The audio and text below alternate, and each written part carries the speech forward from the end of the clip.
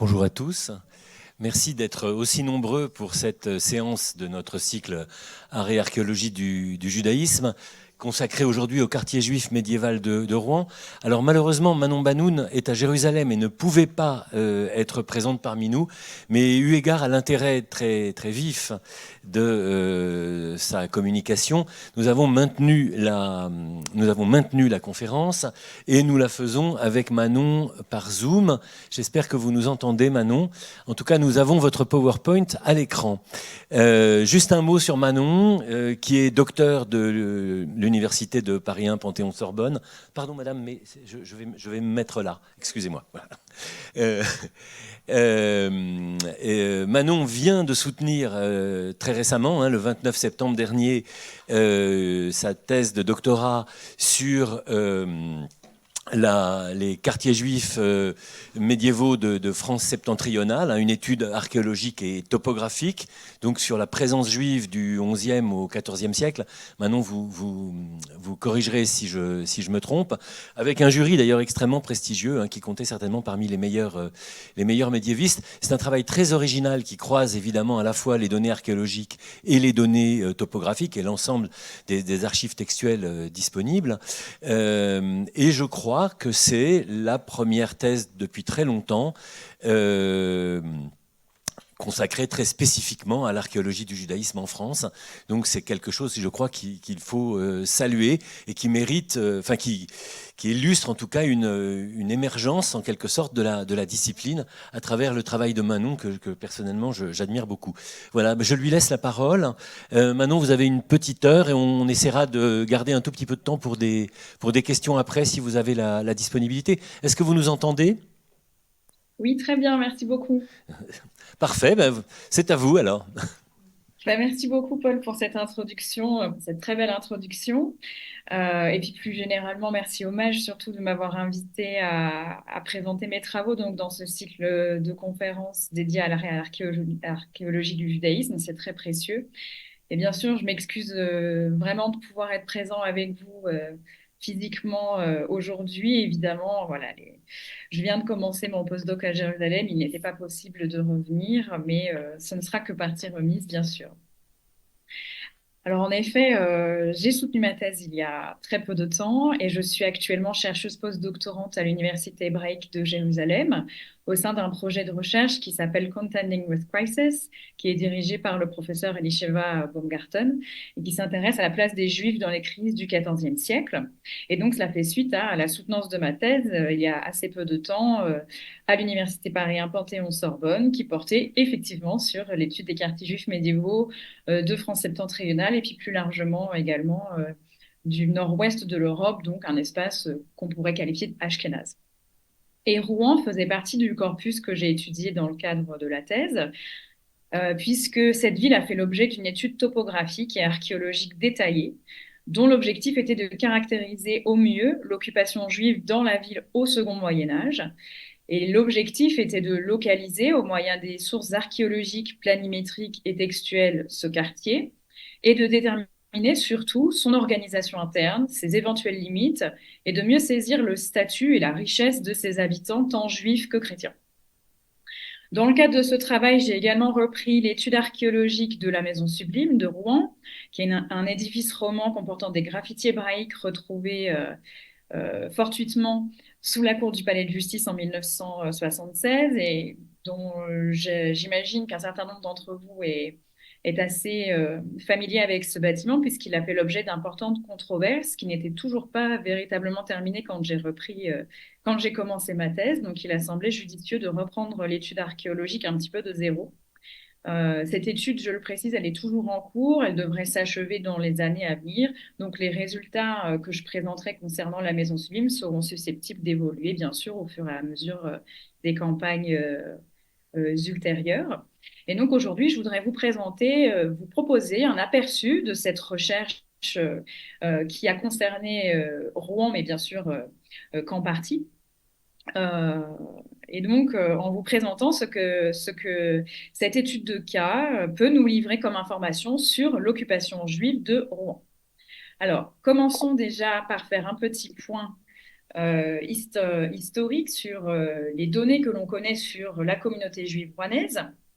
Alors, l'existence d'une communauté juive structurée à Rouen est assurée à partir de la seconde moitié du XIe siècle, puisque Guillaume de Malmesbury écrit dans sa Gesta Regnum Anglorum que les Juifs de l'ombre auraient été transférés, c'est le terme qui est utilisé, depuis Rouen par Guillaume le Conquérant à la suite de la conquête de l'Angleterre par les Normands en 1066.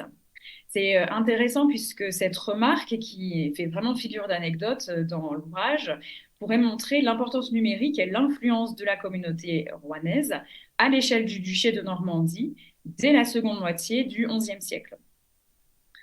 Néanmoins, cette communauté a connu un épisode tragique assez rapidement dans le contexte de la première croisade, puisque c'est Guibert de Nogent qui raconte qu'en 1096, les croisés s'en prirent aux Juifs de Rouen en les rassemblant dans une église où ils furent contraints de se convertir, ceux qui refusèrent étant massacrés.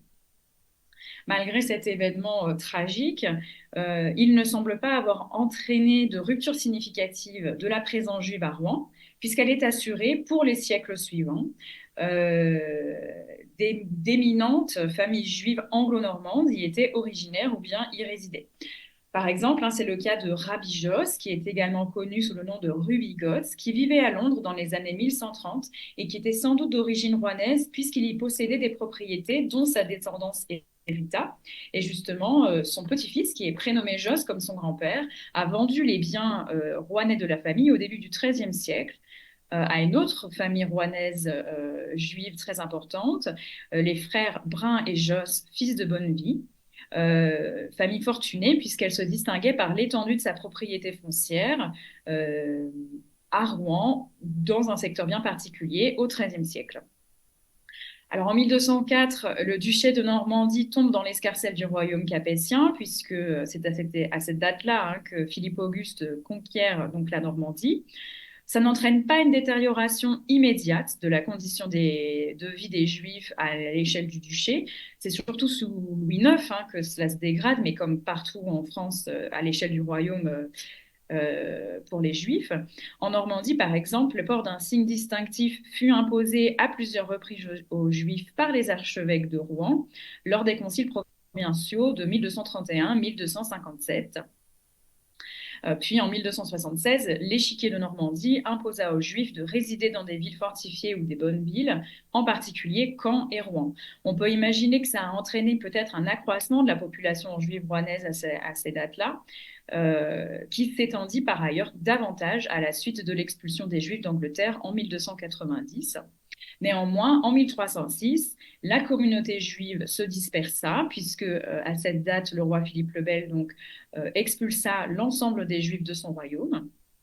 Et l'année suivante, en février 1301, le roi concède à la commune de Rouen l'ensemble des biens laissés par les Juifs, à savoir les terres, maisons, cours, jardins, cimetières, biens et possessions immeubles quelconques, contre une rente annuelle de 300 livres petit tournoi. On peut déjà noter quelque chose d'assez étonnant, c'est puisque aucun lieu de culte n'est cité, le seul équipement communautaire qui est cité, c'est un cimetière. On reviendra sur cette question un petit peu plus tard.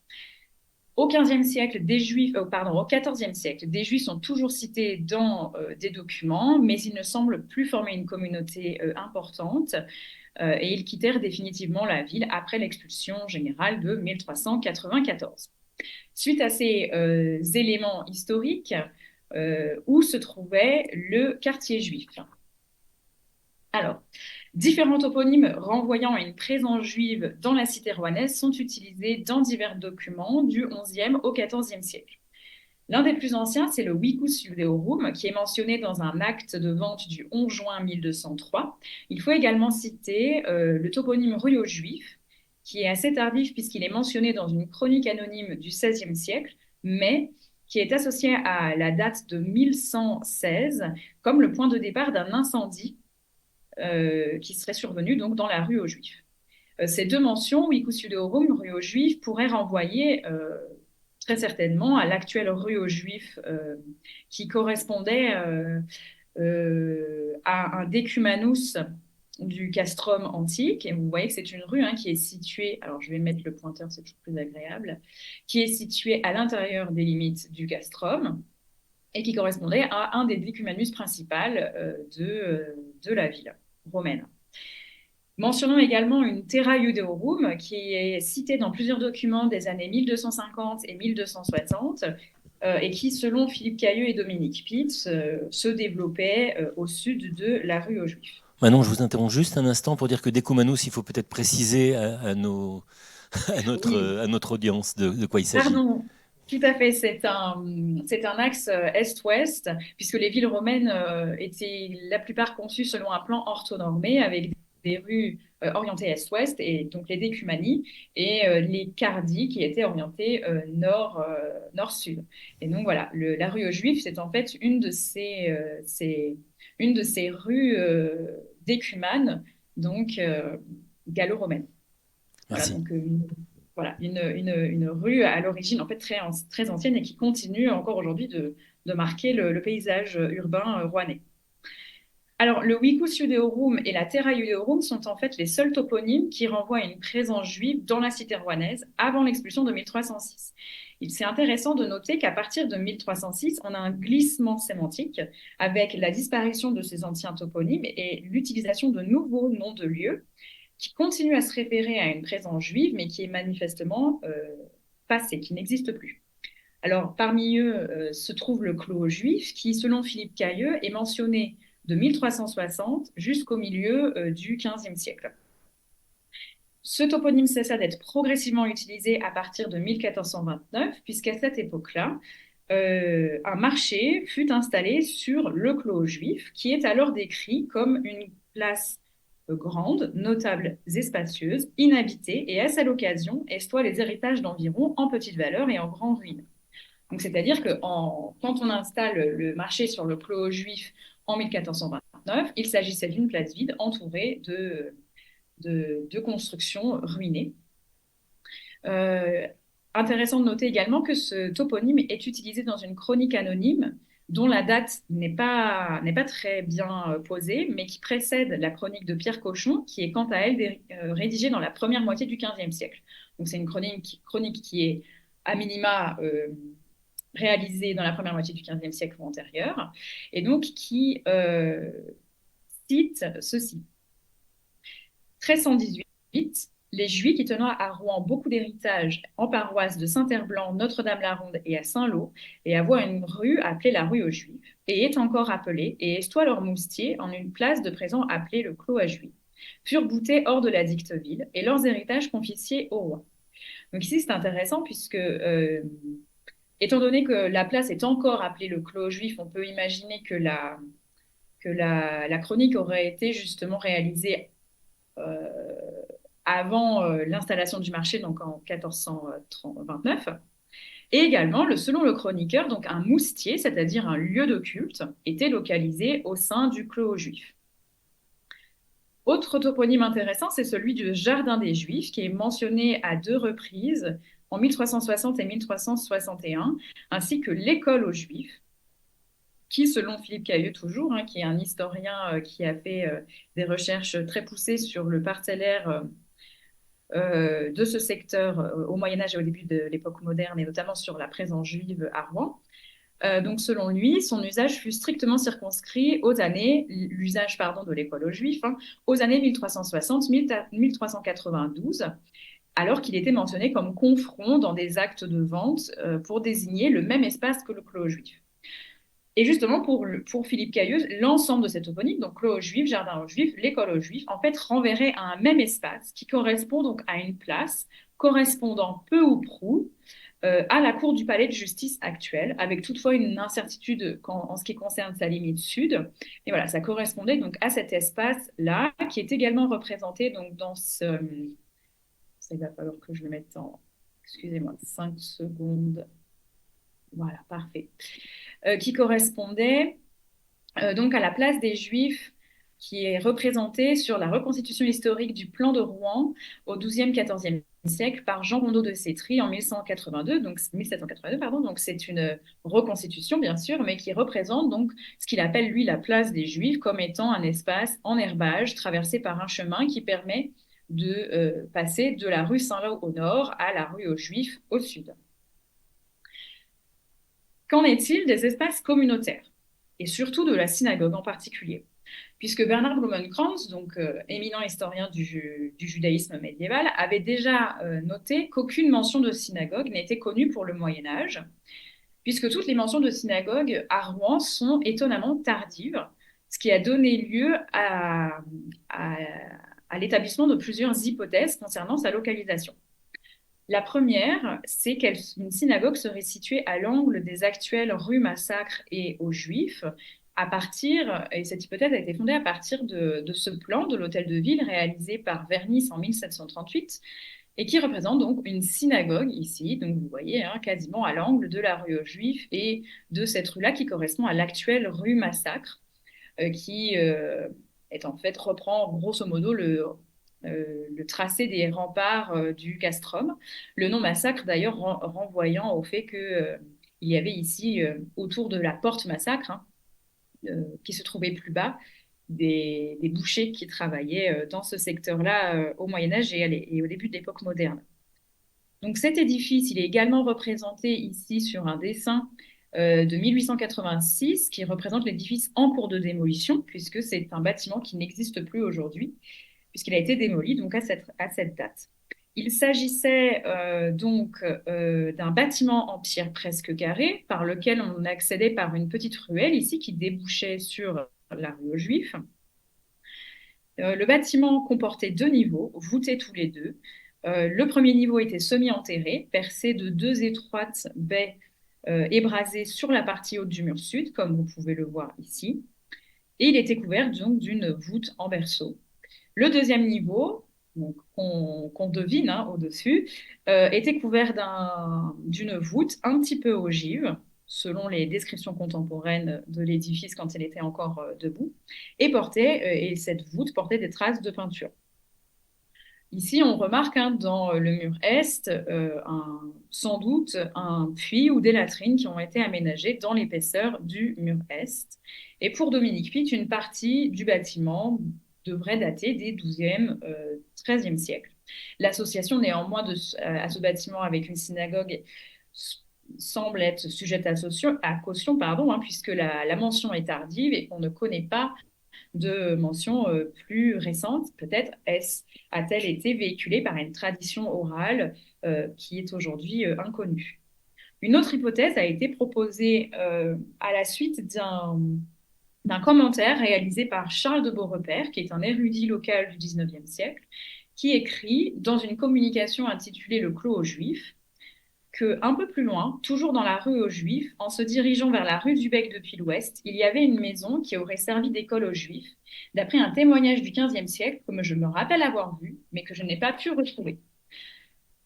En 1976, cette école aux Juifs donc a été associée à une yeshiva par Norman Golb, c'est-à-dire une école rabbinique.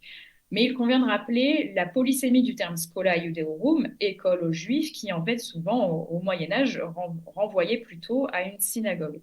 Néanmoins, il faut faire vraiment attention avec, encore une fois, avec ce témoignage, hein, puisque c'est un témoignage du XVe siècle, donc assez tardif relativement à la présence de cette communauté juive rouennaise, hein, qui s'est terminée, du moins dans le secteur de la rue aux Juifs en 1306.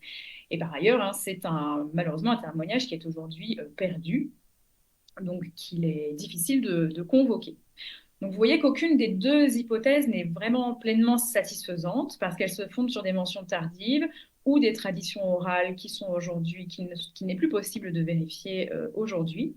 Et ce silence des sources sur le lieu de culte utilisé par les Juifs au Moyen Âge est très étonnant, d'autant qu'aucune synagogue ou école, rappelez-vous, n'est mentionnée dans l'acte de 1307 qui liste les biens des Juifs confisqués par le roi. Ainsi, le quartier utilisé par les Juifs au Moyen Âge jusqu'à l'expulsion de 1306 est bien connu, clairement délimité. Il était situé de part et d'autre de l'actuelle rue aux Juifs à minima, mais étonnamment, d'un point de vue des sources textuelles, il n'est attesté qu'à partir du XIIIe siècle, début XIIIe, qui est assez tardif relativement à l'ancienneté de la communauté juive rouennaise, dont l'existence est pourtant assurée dès le XIe siècle. Par ailleurs, l'organisation interne du quartier juif nous échappe encore en grande partie à ce stade, parce qu'on ne sait pas où se situaient les équipements communautaires, ni comment se répartissent les foyers juifs et chrétiens dans ce secteur de la ville. Afin de mieux connaître l'organisation interne justement du quartier, eh bien, il est nécessaire de se tourner vers d'autres types de données, les sources archéologiques. Et donc, dans le cadre de la thèse, j'ai inventorié l'ensemble des opérations archéologiques qui ont été réalisées dans le secteur de la rue aux Juifs, qui ont mis au jour des vestiges médiévaux. Et entre les années 70 et 90, une dizaine d'opérations archéologiques d'ampleur variable et de nature variable également se sont déroulées dans le secteur. Alors, ici, je vais d'abord présenter les vestiges qui sont clairement rattachables à une présence juive d'un point de vue archéologique, avant d'évoquer les autres découvertes qui, elles, nous permettront de mieux saisir l'environnement de ce quartier. Commençons d'abord avec les vestiges qui sont clairement rattachables à une présence juive ancienne. Alors, parmi les découvertes archéologiques réalisées dans le secteur, seulement deux, pour l'instant, sont associées de manière certaine à la communauté juive médiévale. Il s'agit des deux bâtiments médiévaux comportant des graffitis hébraïques qui furent exhumés donc de manière fortuite sous la cour du palais de justice en 1976, B2 et B1, B1 étant également appelé la Maison Sublime. C'est d'abord B2, en fait, qui a été découvert en 1976. Il a été mis au jour accidentellement. Vous voyez qu'en fait, sa voûte a été crevée par un engin pas sans doute par une pelle mécanique, ou alors un tracteur, enfin bon bref, par un engin mécanique, alors que les ouvriers de l'entreprise Lanfry étaient en train de paver la cour du palais. Donc à ce moment-là, la voûte est crevée, on enlève les remblais rapidement, on fait quelques relevés, et puis on répare la voûte et on réenfoue. Donc on ne se préoccupe pas de savoir à quoi ressemble le bâtiment à l'extérieur. Et donc pour éviter de recrever une deuxième voûte, des sondages sont réalisés dans l'ensemble de la cour, et c'est à ce moment-là qu'on tombe sur un deuxième bâtiment plus grand, qu'on appelle aujourd'hui donc la Maison Sublime. Il s'agit pour B1 et B2 de bâtiments dont il ne reste que les premiers niveaux, qui étaient à l'origine semi-enterrés. Pour la Maison Sublime, on a également un petit peu d'élévation du niveau supérieur, mais moins d'un mètre. Et puis, on n'a pas d'idée de l'élévation au-dessus, qui donc a été arasée. Donc, à la suite de cette découverte, la circonscription des antiquités historiques de Normandie, de Haute-Normandie, monta une opération de sauvetage qui était à l'époque dirigée par Dominique Bertin et qui se focalisa surtout sur B1. Donc là, vous voyez l'emprise de tous les petits sondages qui ont été réalisés par l'entreprise, également des structures qui ont été découvertes en plus donc de B2 et de B1, et également les coupes et les sondages qui ont été réalisés à l'extérieur de la Maison Sublime, puisque en réalité, le souci qu'on a eu avec la Maison Sublime, et on le voit sur la photo ici, c'est que les parois ont été dégagées sans enregistrement stratigraphique, donc ce qui rend impossible la lecture de la stratigraphie en connexion avec le bâtiment, ce qui fait perdre beaucoup d'informations chronologiques sur les différentes phases de construction, de reconstruction de l'édifice. Et puis après cela, l'édifice fut restauré très rapidement, classé au titre des monuments historiques, conservé dans une crypte archéologique, tandis que B2 ne fut pas mis en valeur. Alors, ces deux édifices sont associés de manière certaine à la communauté juive médiévale, car ils portent tous deux des inscriptions hébraïques. Sur B2, il y a seulement un seul graffito qui a été mis au jour. Il s'agit de ce graffito que l'on pourrait traduire par Gova, selon Gérard Nahon, donc auteur en français. Quant à la Maison Sublime, elle comporte pour sa part 16 inscriptions hébraïques, toutes gravées à la pointe sèche comme dans B2, sauf ce graffiti d'ailleurs, qui a été poinçonné. Et donc, ils sont relativement peu profonds, ce qui les rend difficilement déchiffrables, comme vous pouvez le voir ici. Et puis, ce serait encore plus parlant si vous allez visiter l'édifice, euh, si le cœur vous en met. Alors, ce qui explique que cette difficulté de lecture explique qu'il y a parfois plusieurs lectures qui ont été proposées pour une même inscription. Quoi qu'il en soit, 7 d'entre elles se réfèrent à une maison, parmi lesquelles 3 mentionnent une maison haute, sublime ou suprême, en fonction de la traduction du terme Elion, Abaït Elion. Le terme Elion est d'ailleurs inscrit 2 à 3 fois de manière isolée sur l'édifice. Et enfin, 2 à 4 inscriptions font référence à des noms. La présence de ces graffitis entraîne rapidement une controverse qui n'est pas tout à fait close aujourd'hui concernant la fonction et les usages de ces deux bâtiments.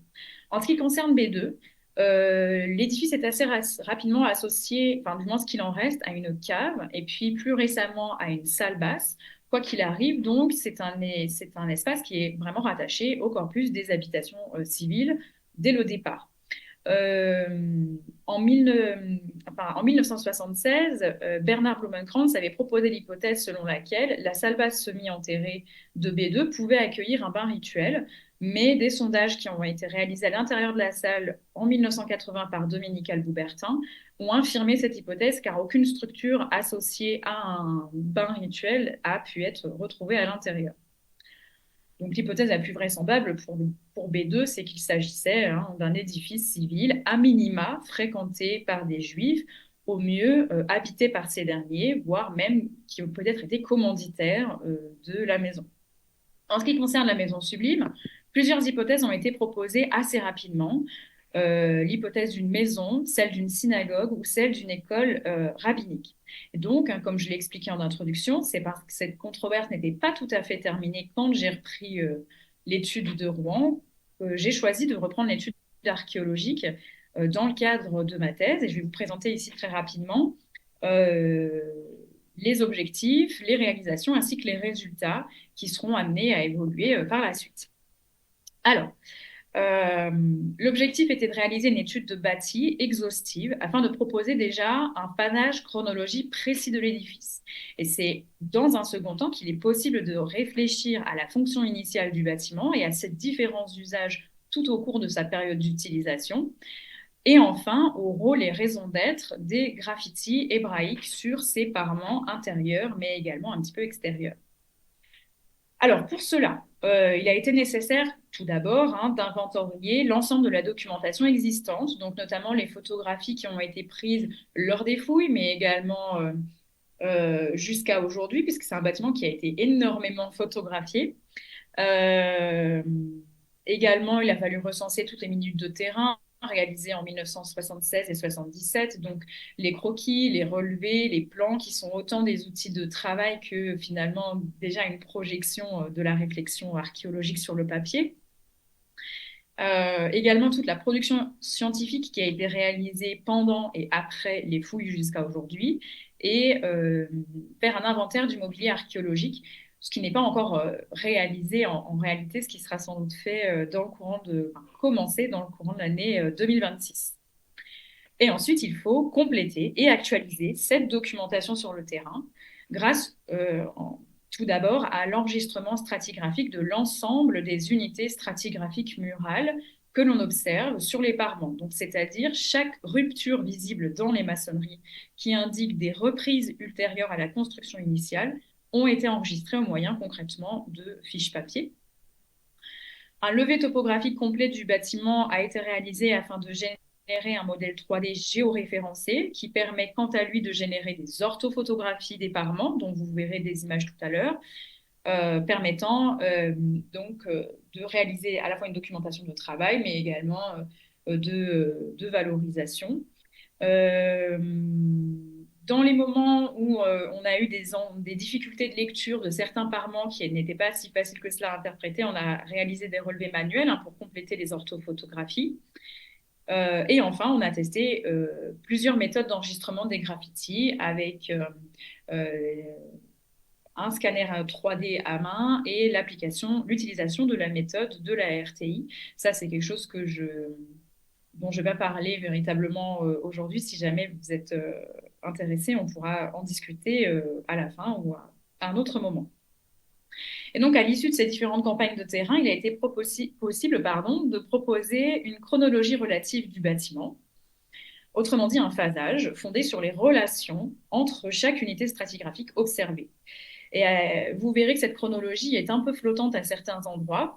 C'est pour ça qu'en 2025, j'ai réalisé des prélèvements d'échantillons de charbon et également de mortier qui sont actuellement analysés en laboratoire, que je devrais recevoir d'ici février et qui changeront peut-être un petit peu ce phasage ou qui permettra de l'affiner ou au moins de rajouter quelques jalons chronologiques, je l'espère. Alors, je vais présenter ici brièvement les résultats de ce phasage, enfin le phasage actuel, ce qui permettra ensuite de proposer les premières conclusions concernant la fonction et les potentiels usages de cet édifice. Donc, dans un premier temps, là, on révolutionne rien du tout. L'édifice a été construit à la fin du XIe siècle, début du XIIe siècle. Je reprends en grande partie hein, l'étude qui avait été faite par Miley Bailey dans les années fin des années 70, début 80, à partir analyse stylistique, à partir du décor sculpté, notamment sur les bases de colonnettes sur les parements extérieurs. Et selon Maëlys Bailey, donc historienne de l'art, hein, l'édifice aurait été construit par le même atelier qui a œuvré à la construction de l'abbatiale Saint-Georges de Bocherville dans les environs, dont le chantier est daté enfin, commence vers 1113. Et donc, voilà, à partir de cela, on sait que la maison sublime a été construite un peu avant, sans doute fin 11e, début 12e. Assez rapidement, pour une raison difficile à expliquer, l'entrée sud est modifiée, puisque c'est l'entrée qui permet d'accéder à la salle basse, hein, donc depuis l'extérieur. Donc, par rapport au niveau de circulation extérieure, c'est une entrée qui est quasiment 1 mètre plus bas. Euh, donc, l'aspect extérieur fut modifié puisque l'arc qui surmonte la porte n'appartient pas à la construction initiale. Ces claveaux s'appuient sur la maçonnerie antérieure. Et il est associé à un décor de chevron double que vous voyez ici, qu'on aperçoit et puis qui disparaît, hein. Situé donc à l'ouest de la colonnette qui constitue la retombée occidentale de cet arc. De l'autre côté, le pied droit oriental est complètement remanié. Donc le seul élément qu'on observe, c'est ce chapiteau, mais qui est complètement noyé dans la maçonnerie contemporaine.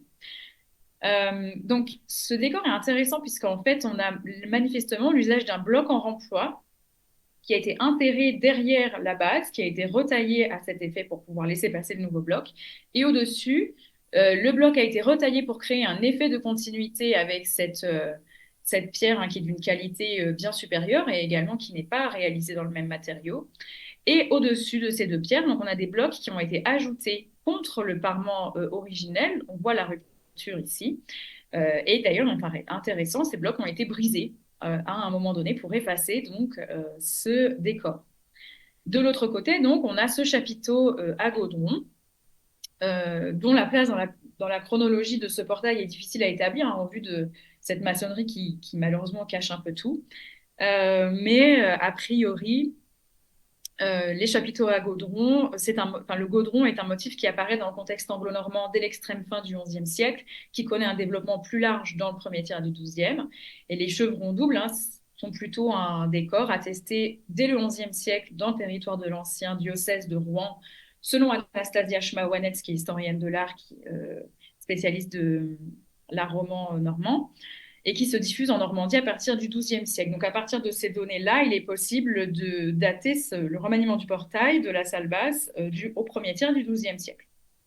Dans une troisième phase, un vestibule voûté est ajouté au sud en face donc de cette porte, puisque vous voyez que cette maçonnerie recouvre une ancienne maçonnerie qui était manifestement préexistante, le tout étant associé à un escalier droit qui descendait comme ça vers la porte de la salle basse, perpendiculaire donc au mur sud. Ce nouveau parement et ce nouveau vestibule voûté, cet ajout, on n'a pas réussi à le dater pour l'instant. Donc, sa place dans la chronologie n'est pas très assurée, tout comme l'abaissement du couvrement de la salle basse. Alors, les parements intérieurs nord et sud, comme vous le voyez, présentent des traces d'empochement de poutres, donc c'est-à-dire des trous qui ont été ménagés dans l'épaisseur du mur pour aménager des poutres pour soutenir un plancher, donc, qui se trouvait à ce niveau-là. Et on sait que donc c'est un aménagement postérieur à la construction initiale, puisque au sud, cela coupe les fenêtres qui percent le mur sud. Euh, donc ce couvrement entraîne une réduction de la hauteur de la salle basse, qui était à l'origine plus élevée. Et pas, sans doute au même moment ou alors à une période ultérieure, ici on perce une ouverture qui permet d'accéder depuis l'extérieur au deuxième niveau, qui est marqué donc par ce plancher. Il est possible également que, donc encore une fois, l'abaissement du couvrement de la salle basse est difficile à dater pour l'heure. Il est possible que cela soit contemporain de la création du vestibule voûté. Dans une cinquième phase, l'édifice a subi une dégradation majeure liée à un incendie. On constate que seules les parties médianes et supérieures ont été altérées. Les parties inférieures, elles, sont restées relativement n'ont pas été touchés par cet incendie-là. Et d'ailleurs, les joints de finition ont souvent été remplacés par du sédiment, ce qui effectivement laisse penser que cet incendie serait survenu après un exhaussement du niveau de circulation extérieur assez important, donc sans doute assez tardivement, relativement à l'histoire de l'édifice. Cet incendie a entraîné un remaniement du vestibule et sans doute une restauration partielle du bâtiment qui s'est concentrée donc sur le vestibule, manifestement. L'escalier perpendiculaire, comme vous le voyez, parce que là, c'est une photo qui est prise depuis la porte, donc a été euh, abandonné, en partie cassé. L'accès original a été bouché et donc un nouvel accès a été créé à l'ouest avec la création d'un nouvel escalier, cette fois parallèle au mur sud, qui permettait donc d'accéder à la salle basse depuis l'extérieur, cette fois non pas depuis le sud, mais depuis l'ouest. Et donc, cette arcade en plein cintre est contemporaine de cet aménagement. Et vous voyez que l'accès était à l'origine fermé par un ventail dont témoigne la présence de seconds. Ce remaniement est également tardif puisque le niveau de circulation extérieure avait de nouveau augmenté depuis l'incendie. On le sait grâce à la dernière marche de l'escalier parallèle du mur sud. De l'escalier.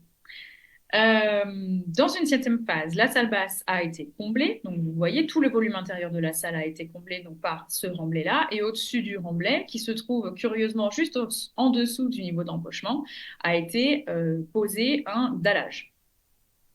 Et grâce au mobilier retrouvé dans le remblai, Dominique Bertin avait réussi à le dater dans le courant du premier quart du XIVe siècle. Dans une huitième phase, l'édifice a été arasé. Alors, les fouilles des années 70 n'ont pas fourni d'éléments qui permettent d'estimer la datation de la destruction de l'édifice parce que les niveaux modernes ont été assez peu caractérisés.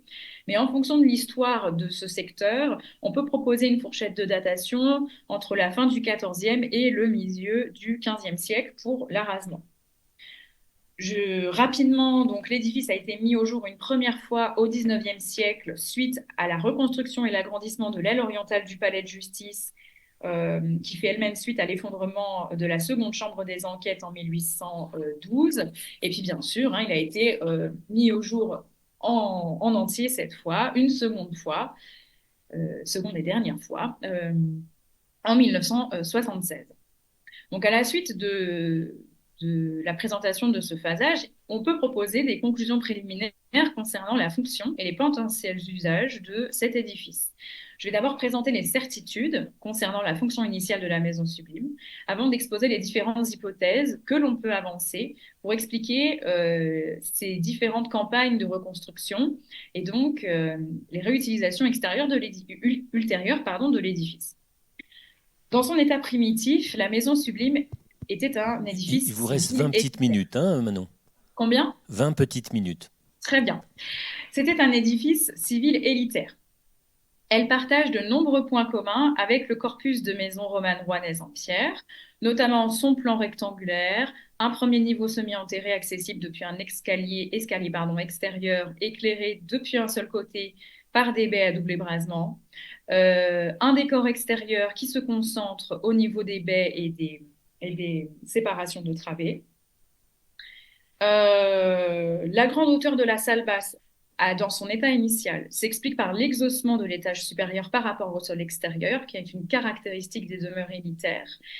Et la salle basse, donc, dans ce premier état, pourrait être un lieu de vie, mais également un lieu de stockage. Euh, donc, pour les commanditaires et les utilisateurs de la maison sublime dans son état initial, l'édifice ne correspondait pas formellement à un bâtiment public, et la recherche récente sur les synagogues médiévales conforte d'autant plus cette affirmation. En effet, la maison sublime partage quelques points communs avec les synagogues médiévales ashkénazes, tels que la présence d'un vestibule, un niveau de circulation de la salle basse inférieur à celui de la rue, ou encore, enfin c'est ça, c'est si on imagine que la salle de prière se trouve dans la salle basse, ou encore la localisation de l'édifice au centre d'une parcelle, mais elle présente également des disparités majeures, puisque selon Simon Paulus, les synagogues médiévales ashkénazes ont presque toutes plusieurs annexes. Elles sont rarement décorées à l'extérieur, le décor se concentre surtout à l'intérieur. Euh, la salle de culte est quant à elle accessible depuis une porte ménagée dans la partie ouest de l'un des murs vitraux sud ou nord, donc en l'occurrence un sud ou nord, afin d'être à l'opposé justement de l'Arche Sainte, hein, cette édicule ou alors armoire hein, dans lesquelles sont rangés les rouleaux de la Torah.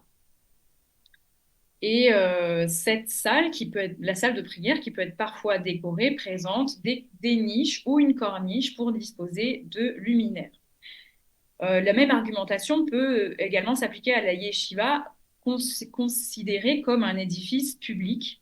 Et pour l'ensemble de ces raisons, donc, il n'est pas possible d'associer la maison sublime à un lieu de réunion collectif dans, dans sa première phase.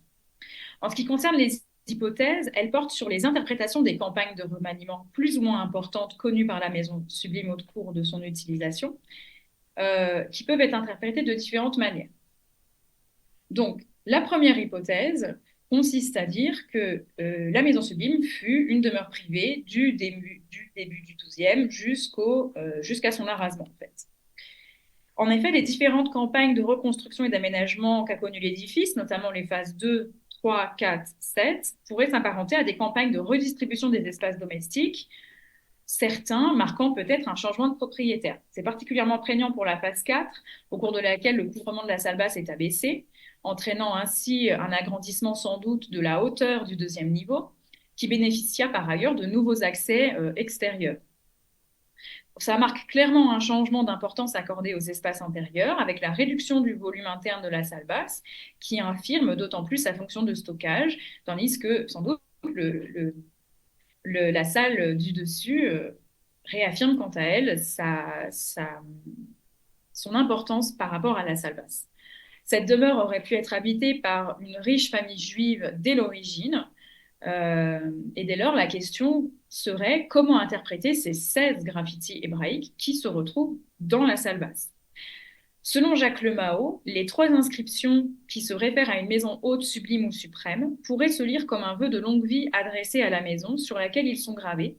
Et cette hypothèse me semble d'autant plus plausible à l'aune de nouvelles données acquises récemment, puisque à Barcelone, 4 graffitis hébraïques ont été soit retrouvés, soit réanalysés récemment, et qui se rapprochent qui sont assez proches de ceux de la Maison Sublime, tant par leur sens que par leur mode opératoire, comme vous pouvez le voir à l'écran, puisqu'ils sont également du faible profondeur, sans doute également réalisés à la pointe sèche. L'un d'eux, donc qui est le graffiti que vous voyez ici, bénédiction au propriétaire de cette maison, a été retrouvé sur la porte d'entrée d'une maison du quartier juif médiéval, sous un ancrage de mezouza à Barcelone. Et cette maison était habitée par un éminent membre de la communauté juive médiévale de Barcelone. Et cette inscription a été interprétée comme une bénédiction domestique. Et elle me semble très proche de certains graffitis qui ont été retrouvés à la maison sublime. Le renvoi à la hauteur pourrait donc être interprété dans les graffitis de la Maison Sublime comme une forme de bénédiction adressée à la maison, qui expliquerait également pourquoi le terme Elion, donc Ô sublime suprême, soit tracé 2 à 3 fois de manière isolée. Néanmoins, des zones d'ombre subsistent encore concernant cette hypothèse, puisqu'il est difficile quand même d'expliquer pourquoi il y a 16 graffitis hébraïques en tout à l'intérieur de cette salle basse, et pourquoi également on les a gravés dans la salle basse et pas ailleurs.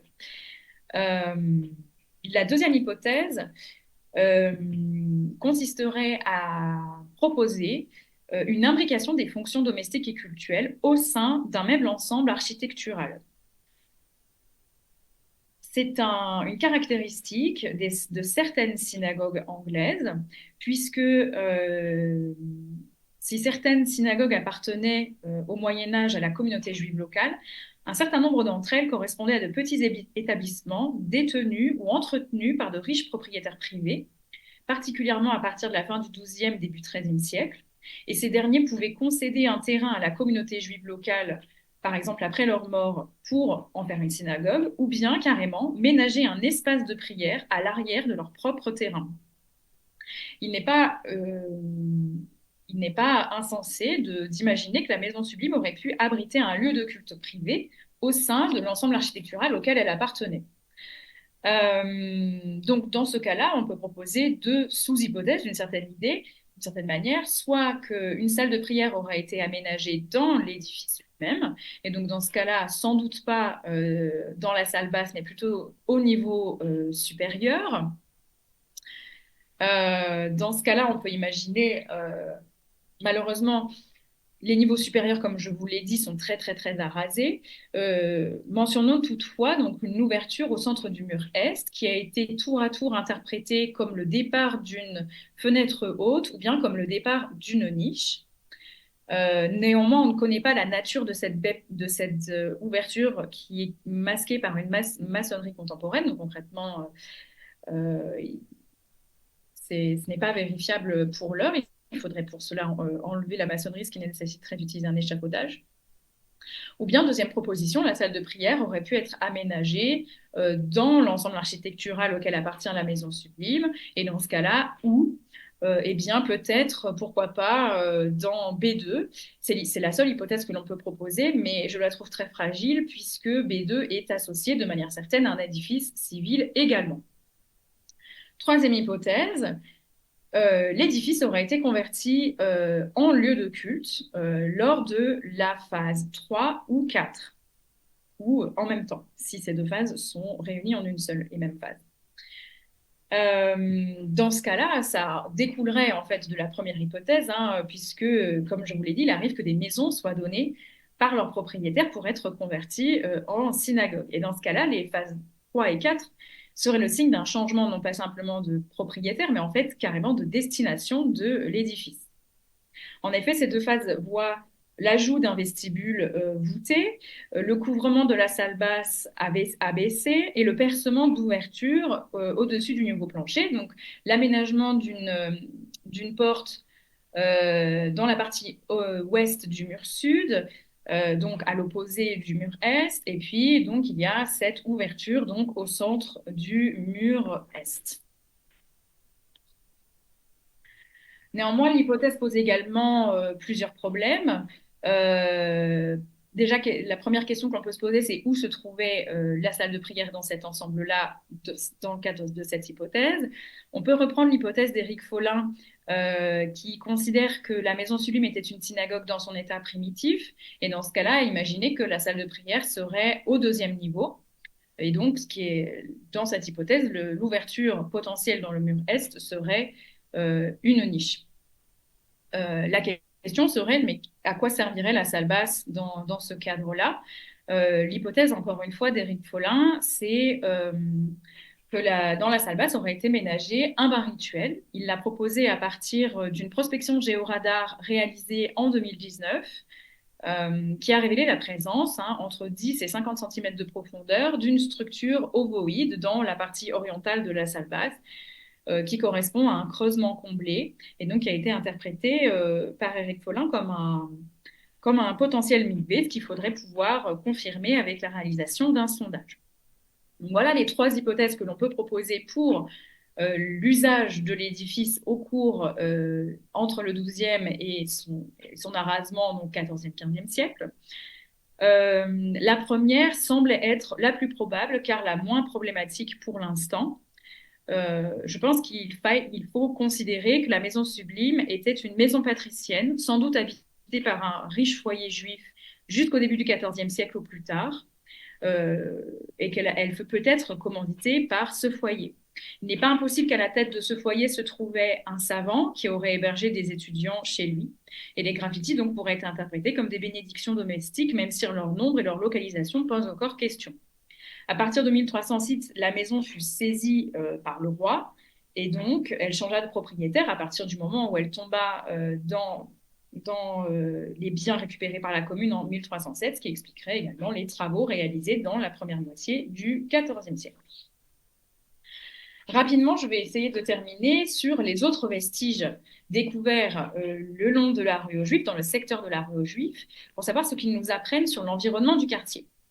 Parce qu'à ce jour, seulement B2 et la maison Sublime sont les seuls vestiges à être rattachables de manière certaine à une présence juive médiévale. Néanmoins, ce ne sont pas les seuls vestiges médiévaux du secteur. Et même si les résultats de l'ensemble de ces opérations sont inégaux, ils montrent une densification progressive de l'habitat à partir des 10e, 11e siècles dans le secteur de la rue aux Juifs et également au nord de la rue Saint-Lô, notamment sur le territoire du prieuré Saint-Lô, qui se trouve justement au nord de l'actuel palais de justice. Notamment, c'est la fouille de l'espace du palais qui a concerné, donc vous voyez un grand îlot au nord donc de la rue Saint-Lô, au nord du palais de justice, a permis de montrer un important développement de l'habitat dans ce secteur à partir des 11e, 12e siècles. Et la fouille du lycée Camille Saint-Saëns, donc qui se trouve juste à l'est, a quant à elle montré que c'est notamment un habitat aisé qui s'est développé dans le secteur dès les 10e, 11e siècles, sans doute associé à l'entourage de l'évêque de Coutances qui s'installe justement dans l'église Saint-Sauveur à cette époque-là, qui deviendra la collégiale Saint-Lô. À la même époque, plusieurs demeures en pierre furent construites le long de la rue aux Juifs, donc B1 et B2, mais également B3 et B4, tous deux mis au jour dans les années 80. En ce qui concerne B3, il s'agissait d'un important bâtiment civil de la fin du XIe, début du XIIe siècle, donc construit en même temps que la maison Sublime, enfin du moins à la même période, qui comporte plusieurs phases d'occupation jusqu'à sa destruction au XIVe siècle. Bâtiment donc qui a été construit au sud de la rue aux Juifs. Il s'agissait d'un bâtiment rectangulaire orienté nord-sud qui comporte au moins 2 niveaux, doté de murs très épais, dans l'épaisseur desquels ont été ménagés un puits et des latrines, ce qui indique clairement la fonction domestique de l'édifice. Il s'agit également d'un manoir urbain, mais aucun indice archéologique ne permet de rattacher B3 à une occupation juive de manière certaine. Quant à B4, il a été retrouvé dans l'angle nord-ouest de l'aile orientale du palais de justice. C'était un bâtiment qui donnait sur la rue Saint-Lô, orienté nord-sud, et qui comportait donc une salle basse couverte d'arêtes, semi-enterrée également. On n'a pas pour l'instant, malheureusement, l'élévation dessus a été arasée, donc on n'a pas idée de l'élévation dessus. Et comme vous le voyez, donc le mur ouest est percé de 5 baies à double ébrasement également. Et selon Dominique Pitt, la salle basse daterait du XIIe, début du XIIIe siècle. Il n'est pas possible de savoir si l'ensemble des structures d'habitat retrouvées ont été utilisées par des juifs, mais il est certain que ces derniers ont participé au développement urbain de ce secteur. En outre, vers 1190, la paroisse Saint-Lô rencontre des difficultés financières du fait du nombre important de foyers juifs qui habitent dans la paroisse, mais qui ne payent pas la dîme. Donc ça donne une idée, hein, effectivement. En fait, les données textuelles et archéologiques convergent. L'expulsion des Juifs au début du XIVe siècle marque une période de transition pour le quartier, car la plupart des maisons qui s'y trouvaient sont soit détruites, soit réaménagées. B3, justement, est détruit au début du XIVe siècle, alors qu'il entre en possession du chapitre cathédral. tandis que pour la maison sublime, la salle basse est remblayée au début du XIVe siècle. En même temps, de nouveaux manoirs urbains sont aménagés dans le secteur au XIVe siècle, mais également au XVe siècle, en même temps qu'il est réinvesti par la commune et par le roi. En effet, après l'aménagement du clos aux Juifs, donc au nord de la rue aux Juifs, le marché neuf fut installé donc sur la place en 1429, tandis que au milieu du XIVe siècle, au sud de la rue aux Juifs, c'est l'hôtel de ville qui est installé sur ce secteur-là. Puis à la fin du XVe siècle, débute progressivement la constitution du palais de justice tel qu'on le connaît aujourd'hui. Certaines de ces modifications urbaines furent permises par le départ des Juifs, notamment sans doute la création du clos juif. Euh, on constate une volonté donc de mettre en valeur ces territoires nouvellement acquis par la ville, faisant ainsi du quartier juif un lieu d'expression du pouvoir royal, mais surtout local. Et c'est sans doute l'ensemble de ces restructurations qui explique qu'aucune donnée archéologique n'a permis de mieux saisir l'organisation communautaire du quartier, et notamment de localiser la synagogue et d'autres équipements confessionnels. Alors que les données textuelles ne mentionnent la présence de juifs le long de la rue aux Juifs que depuis le XIIIe siècle, les découvertes archéologiques dans ce secteur nous ont permis de mieux cerner la distribution de l'habitat au sein du quartier et d'attester la présence de plusieurs foyers juifs depuis au moins le tournant des XIe, XIIe siècles. La localisation de la juiverie est intéressante à plusieurs titres, puisqu'elle se trouvait le long d'un ancien décumanus, à peu de distance de la porte massacre des remparts du castrum, où travaillaient, donc je vous l'ai dit, des bouchers, à peu de distance également de la cathédrale, mais également de l'hôtel de ville, qui, avant d'être déménagé au sud de la rue aux Juifs, était implanté au sud de la rue du Gros Horloge, donc encore plus au sud qu'au début du XIVe siècle. Il ne s'agissait donc pas d'un quartier périphérique pour le second Moyen Âge, puisqu'il se trouvait à proximité de plusieurs pouvoirs locaux et le long de voies passantes. Le quartier était donc un espace recherché. En témoigne la présence d'éminentes familles juives, mais aussi chrétiennes, puisque des mères habitaient dans le secteur à la fin du Moyen Âge, qui jouèrent des rôles financiers et ou politiques de premier plan à l'échelle de la ville. En témoigne également la présence de plusieurs manoirs urbains qui datent de l'occupation juive, mais également qui sont postérieurs. Il est certain que les Juifs ont participé au développement urbain de ce secteur avec la construction de plusieurs maisons et sans doute d'un pôle cultuel qui reste pour l'heure la grande inconnue de cette enquête. Se pose également la question de l'emplacement des foyers juifs qui revinrent dans la ville au XIVe siècle, ainsi que de leurs équipements cultuels, mais on peut imaginer qu'ils ne formaient pas une communauté suffisamment importante pour l'établissement d'un quartier juif, réunissant l'ensemble des installations collectives au XIVe siècle. Je vous remercie pour votre attention et je serai ravie de pouvoir répondre aux questions que vous avez à la suite de cette présentation.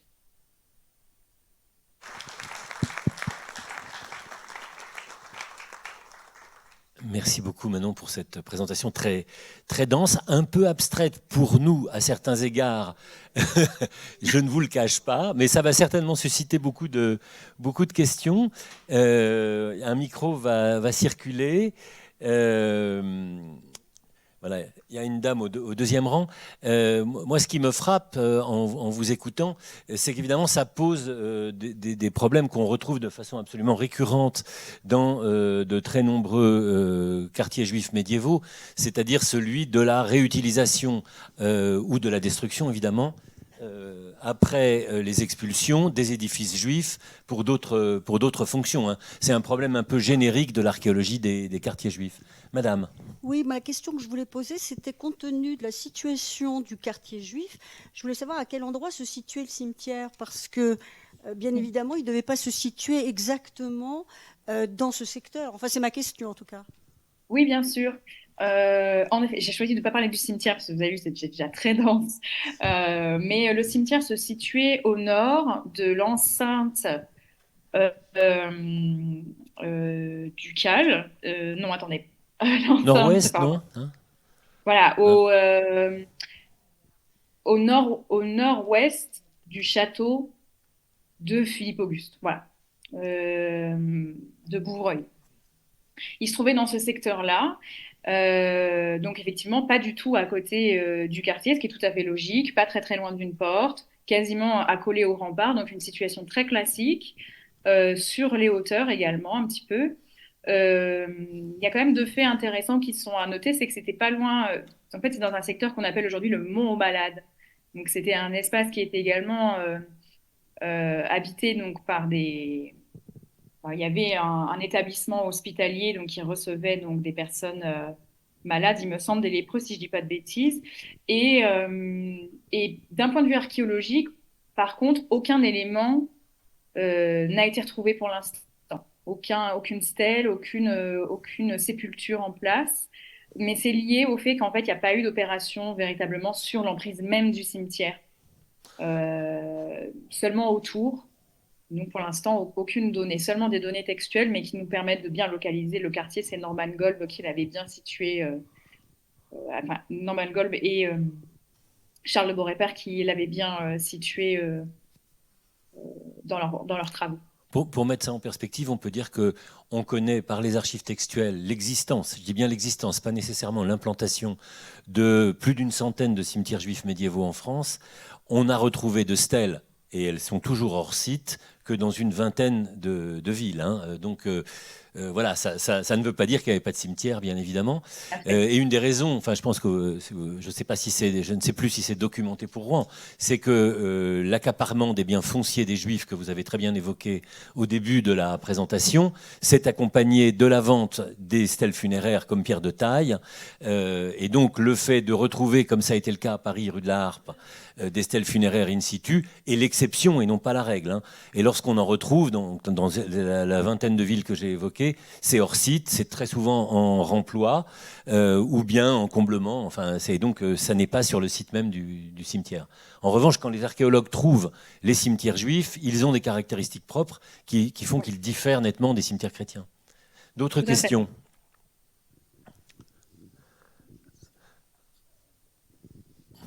Oui, je serais surpris qu'il n'y ait pas d'autres questions.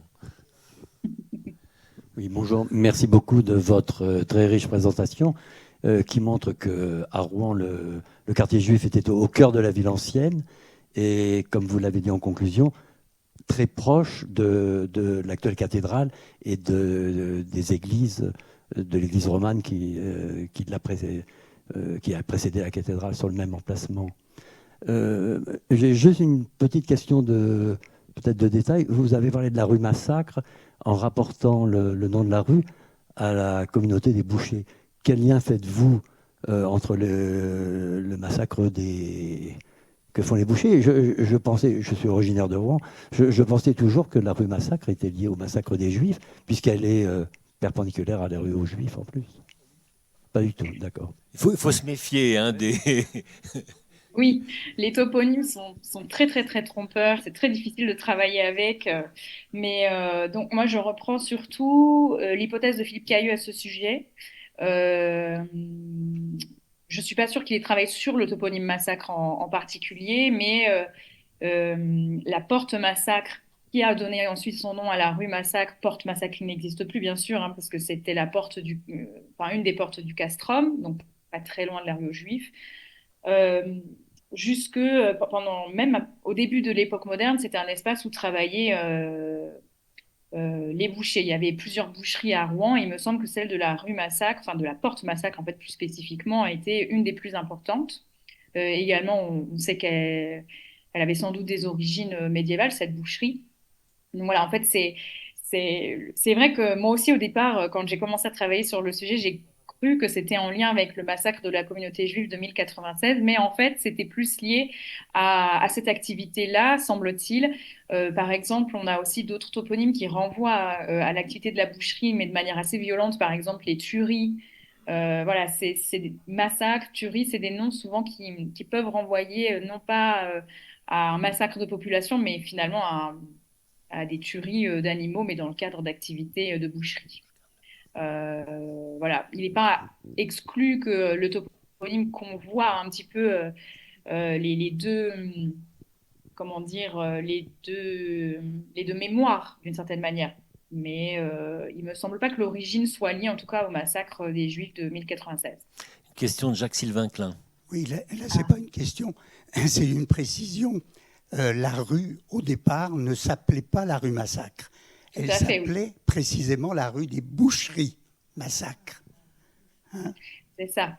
Et au Moyen-Âge, il me semble pas qu'elle avait l'un ou l'autre de ces noms. C'est vraiment, ça a pris du temps avant de se fixer dans la toponymie locale, quoi. Et ce qui veut dire que si on analyse par rapport à un quartier juif, dans un quartier juif, il y a une synagogue, il y a des boucheries, et vraisemblablement, il s'agit des boucheries cachères de l'époque. Mais au-delà de ça, bon, sur la thèse que Manon a exposée, alors moi, il m'est difficile de reprendre toute la... On est en assez grand désaccord avec Manon, puisque depuis très longtemps maintenant, je défends la thèse qui a été celle du découvreur du judaïsme rouennais, qui est Norman Golb, et donc la thèse de la yeshiva. Alors, ce qui me plaît dans l'évolution des choses, c'est que des débats qu'on a eus pendant des années et même des décennies sont maintenant comme évacués, comme s'il n'y avait plus de problème. Et j'en donne un seul. Pendant très longtemps, RDWM, eh bien, on traduisait ça par d'autres mots que Rouen. Or, aujourd'hui, il n'y a plus de discussion. Mais il n'empêche qu'il a fallu 20 ans pour imposer cette petite modification. Je prends un deuxième exemple. Le clos juif.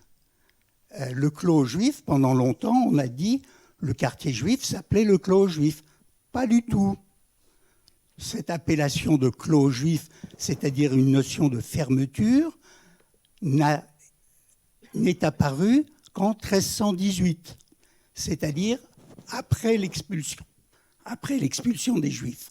Donc, voilà, moi j'ai exposé la thèse que je défends dans 2 ouvrages, dont un le dernier qui est à la librairie du musée, donc vous pourrez le consulter. J'espère qu'un jour j'aurai la possibilité, merci Paul, de m'en donner l'occasion de défendre la thèse de la yeshiva, mais voilà, on ne va pas aller plus loin aujourd'hui. Merci beaucoup. Manon, Oui, une réaction? Oui. oui, merci Jacques pour cette réaction. Je voudrais juste revenir sur la question de la boucherie. Alors, la question des boucheries, de la localisation de la boucherie déjà au sein du quartier, c'est quelque chose moi que j'ai essayé de traiter dans la thèse, mais qu'il est très difficile la plupart du temps de localiser. En fait, la question reste de savoir dans quelle est la dynamique de travail des bouchers juifs par rapport aux bouchers chrétiens. On sait qu'à la fin du Moyen Âge, quand la condition des Juifs s'est vraiment détériorée, ils sont obligés, dans certaines localités, d'utiliser des installations chrétiennes, même si ça pose des problèmes du coup, de pureté rituelle pour la nourriture. Je vous renvoie à l'ouvrage justement de Claire Soussen sur la pureté en question, si je me souviens bien du titre. C'est juste, oui. Voilà, s'il y a des passages très intéressants de ce point de vue-là qui montrent cela.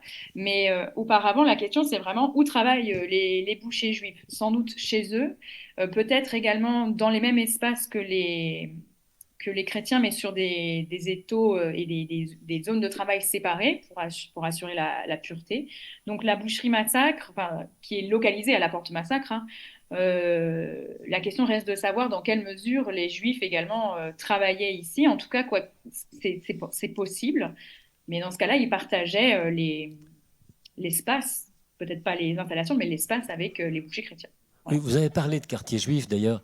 Il faut dire quand même qu'au Moyen-Âge, en tout cas pour ces périodes-là, on n'a pas affaire à un quartier, d'une manière générale, d'une manière générique, on n'a pas affaire à un quartier strictement juif, on a affaire à une grande porosité de l'habitat. Il y a des juifs et des chrétiens.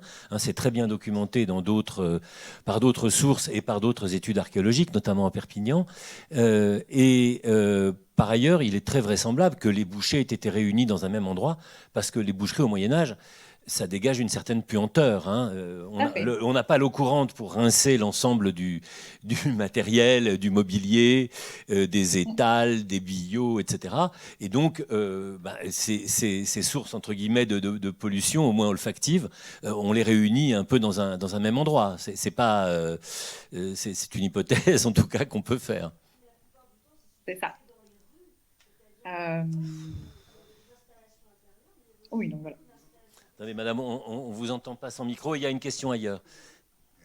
Oui, merci beaucoup Manon. Est-ce que vous pouvez nous parler un petit peu des éléments mobiliers découverts lors des fouilles archéologiques, s'il y en avait en fait? Il y a très peu de choses, non? Alors, le mobilier, justement, ça va être un des 2 points de l'opération 2026. Il y a eu un inventaire. L'opération, vous voulez dire la fouille? Pardon, oui, voilà, c'est ça. En 2026, on va réaliser un sondage dans la salle basse et parallèlement, j'aimerais bien aussi reprendre le mobilier, voir en fait l'état de l'inventaire, l'état du mobilier et dans quelle mesure on peut relancer des études de spécialistes sur le mobilier qui a été mis au jour. Alors, il y a beaucoup de céramique, mais de ce que j'ai compris, très très peu complète. Parce que comme vous l'avez vu brièvement au début de la présentation, donc les couches strati autour du bâtiment n'ont pas pu être fouillées, des coupes ont pu être redressées, il y a eu un sondage qui a pu être fait à l'extérieur du bâtiment à l'angle sud-ouest, pardon, et puis à l'intérieur de la salle basse, Dominique Bertin, dans le rapport de 77, écrit que malheureusement, il y avait eu très peu de temps à accorder donc, au déblaiement en fait, du remblai qui comblait la salle et qu'une grande partie avait été réalisée par les ouvriers de l'entreprise, ce qui n'a pas permis de faire un travail aussi minutieux que ce qu'elle attendait. Donc, il y a du mobilier. Le problème étant, et c'est ça en fait qu'il faudra vérifier l'année prochaine, dans quelle mesure il est associé à des couches stratigraphiques, pardon, pour être exploitable. Mais il y a donc énormément de céramique, il y a des ossements, bien sûr, sans doute beaucoup de faune, hein, j'imagine. Il y a des mobiliers métalliques qui sont pour certains très, très beaux, qui avaient déjà été restaurés, mais qui appartiennent pour la plupart en fait soit au remblai de comblement, donc malheureusement en termes de contexte stratigraphique, ça n'apporte pas beaucoup d'éléments, soit à des couches modernes.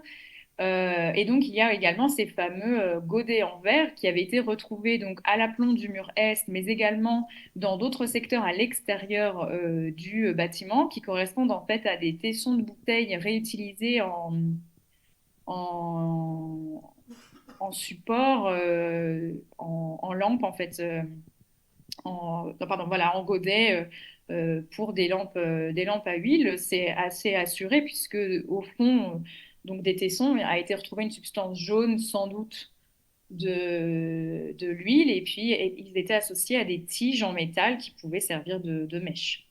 Donc voilà pour le mobilier. Pour l'instant, je ne peux pas en dire grand-chose. Et on verra ce que l'on peut en tirer l'année prochaine.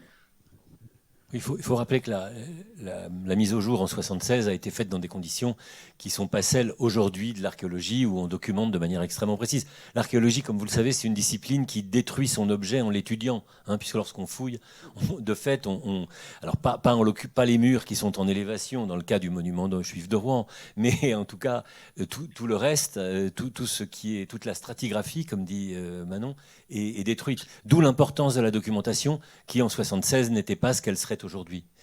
Il y a une question, une autre question dans la salle. Merci. Je voudrais vous poser la question. Vous avez déjà démarré avec le 2026, Mais pour moi, la question était beaucoup plus large. Quelles sont les évolutions? Y a-t-il un programme pluriennal? Qui sont les organismes? Comment se les fonds? Qui cherchent?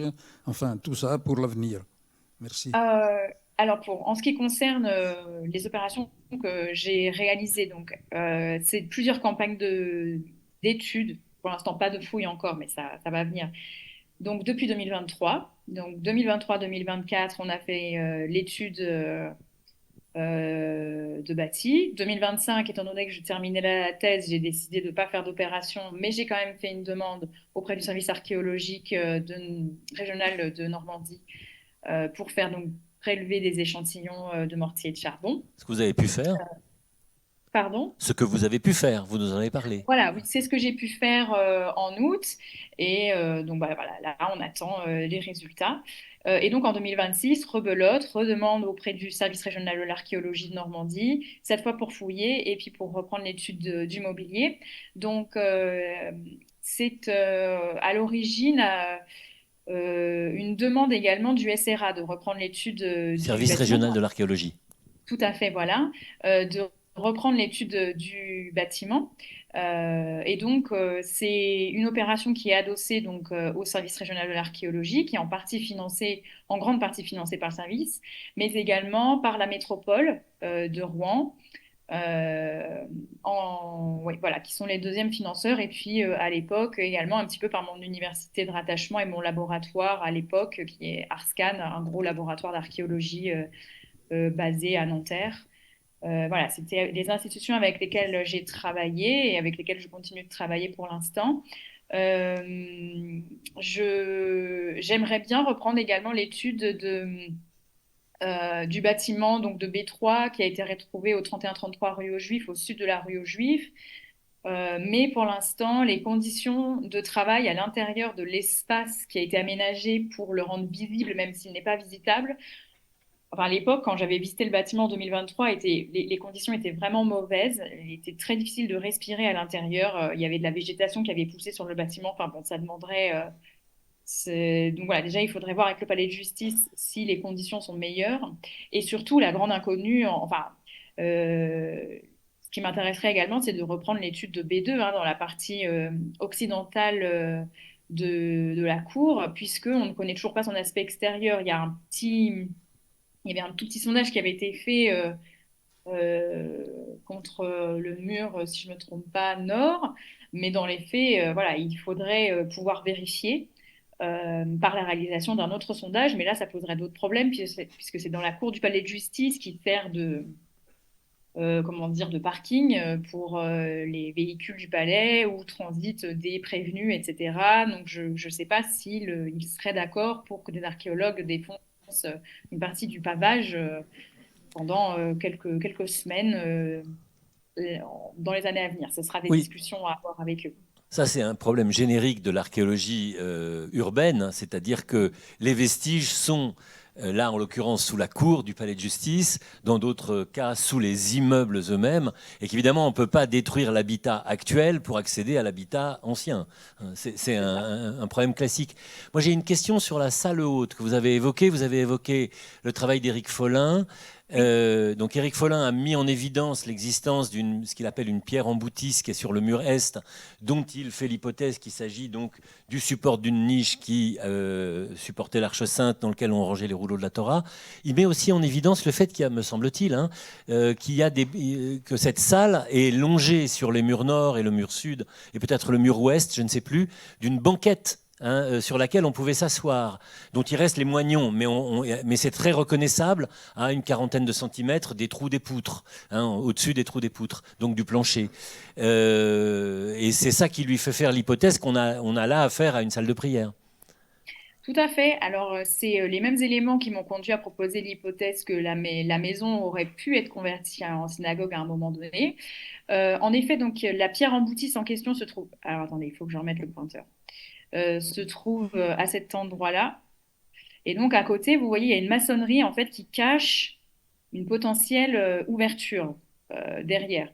En fait, la hauteur, là, avec le plafond, c'est de l'ordre de quelques centimètres. Même Le pas plafond, une c'est le dizaine. plafond de la crypte en béton qui a été construite après Voilà, pour reconstituer la cour du palais de justice, en somme, hein, c'est ça. Et après la donc, fouille. on a essayé de vérifier en montant, mais malheureusement, on voit rien. Donc, il faudrait vraiment pouvoir enlever ces maçonneries contemporaines de la construction pour pouvoir vérifier. Et en fait, parce que la question que je me pose, c'est de savoir si cette pierre en boutis ne ferait pas partie de la même, comment dire, justement de ce niveau de pierre en saillie par rapport au nu du mur. Alors, je ne sais pas si on les voit sur d'autres photos. Je vais aller regarder vite fait. Bon, on les devine ici. En gros, ce sont ces pierres-là effectivement, qui sont brisés, mais qui sont en ressaut par rapport au nu du mur. Et ce qui est intéressant, c'est qu'au-dessus, l'assise est en retrait. Donc, en effet, ça fait banquette. Ce qui est quand même étonnant, c'est que sur les pierres donc, qui pourraient servir de banquette, il y a un lit de mortier donc qui n'est pas genre juste simplement du mortier qui s'est effrité, qui a été déposé sur la pierre, parce que ça fait un moment que c'est à l'air libre maintenant. C'est vraiment un lit de mortier qui a été posé sur la pierre. Donc comment interpréter cela? C'est un peu étrange. On considère que c'est une banquette. Et effectivement, donc cette banquette, elle court comme ça, sur tout le mur nord, enfin, du moins ce qu'il en reste pour l'élévation. Et sur le mur ouest, il y a quelques pierres également qui pourraient appartenir à ce même niveau-là. Et je me demande en fait si la pierre en boutisse sur le mur S n'appartient pas en fait à ce niveau de banquette. Parce que quand on recale sur les niveaux NGF, donc qui sont en fait des repères topographiques qui permettent de connaître l'élévation, hein, de connaître, ça correspond à ces numéros-là.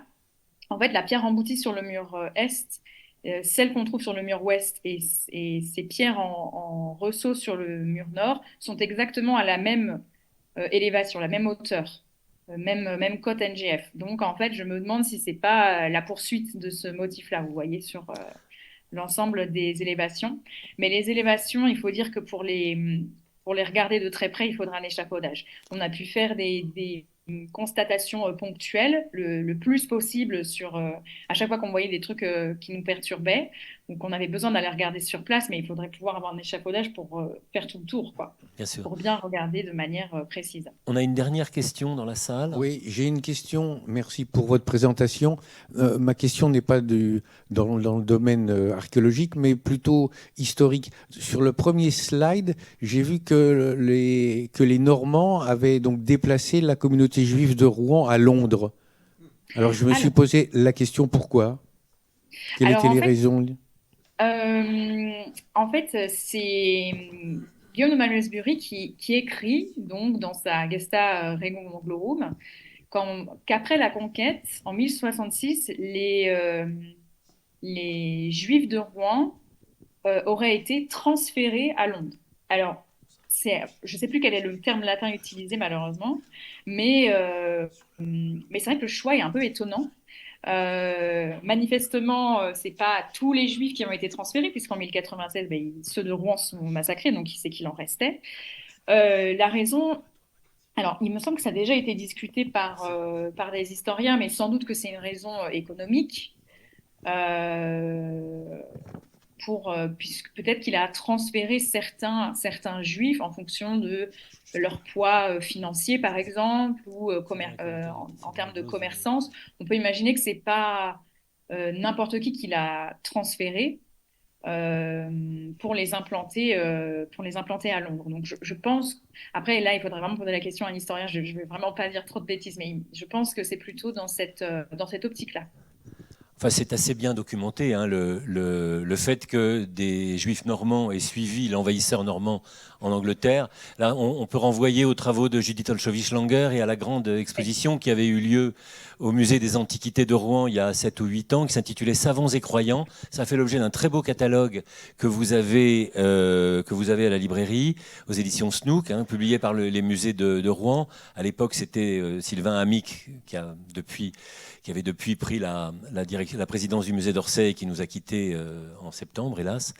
J'en profite pour lui rendre hommage parce que les expositions sur les Juifs au Moyen-Âge dans les musées français se compte sur les doigts d'une main, hein, en un siècle. Un commentaire sur le mot massacre de Joseph Hirsch, Oui. qui a une référence assez prestigieuse, je crois. On retombe sur nos pattes pour cet emploi du mot massacre pour désigner une boucherie, parce qu'on en trouve une occurrence dans les glosses françaises, dans les commentaires talmudiques de Rachi, publié en 1929 par Darmesteter et Blondheim. Rachi a massacre défini boucherie, entre parenthèses, abattoir et boutique.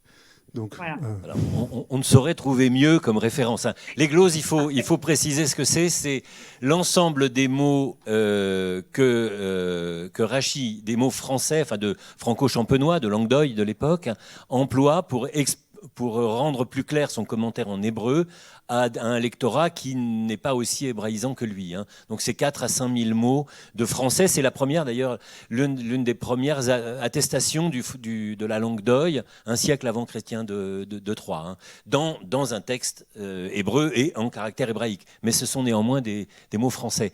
On est malheureusement obligé de conclure. Merci beaucoup, Manon, pour cette présentation extrêmement riche. Merci à vous.